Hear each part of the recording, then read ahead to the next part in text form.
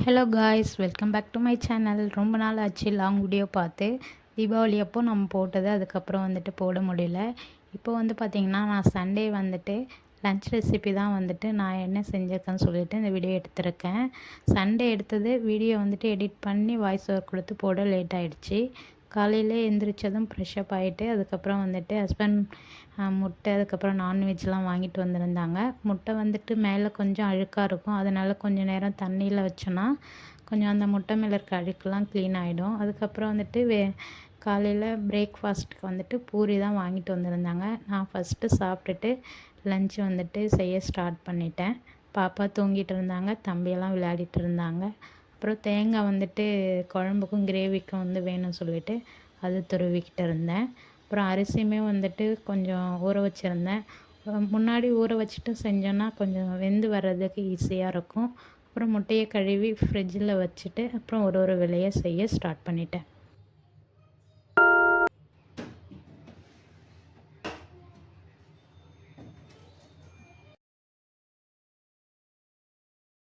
Non veg பார்த்திங்கன்னா கொஞ்சமாக mutton, அதுக்கப்புறம் சிக்கன், அப்புறம் மட்டனுடைய ஈரல் வாங்கிட்டு வந்திருந்தாங்க. எல்லாமே வந்துட்டு மஞ்சள் தூள் போட்டு நல்லா அலசி எடுத்துக்கிட்டேன்.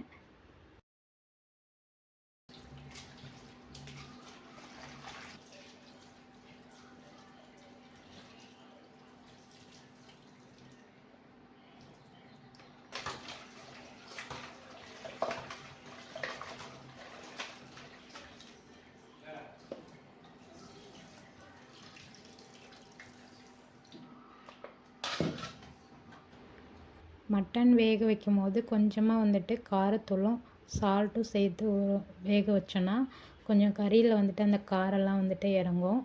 கொஞ்சம் சூப்பராக இருக்கும் சாப்பிட்றதுக்காக.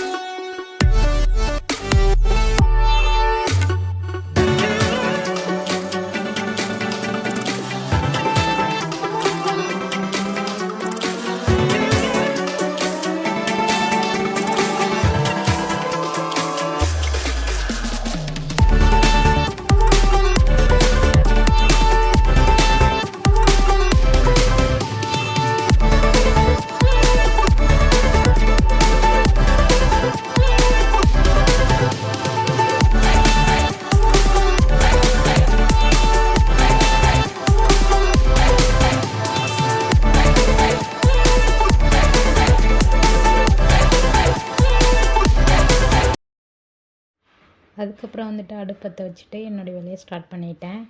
ஃபஸ்ட்டு வந்து கடாயில் எண்ணெய் சேர்த்து கட் பண்ணி வச்சுருக்க வெங்காயம், தக்காளி, இஞ்சி பூண்டு பேஸ்ட் அதெல்லாமே நல்லா வதக்கிட்டு நான்வெஜ்ஜு சேர்த்து நான் மசாலா தூள்னு பார்த்தீங்கன்னா கொஞ்சமாக வந்துட்டு காரத்தூள், அதுக்கப்புறம் வந்துட்டு கரம் மசாலா தூள், மல்லித்தூள், குழம்பு மிளகாய்த்தூள் இதை தான் சேர்ப்பேன்.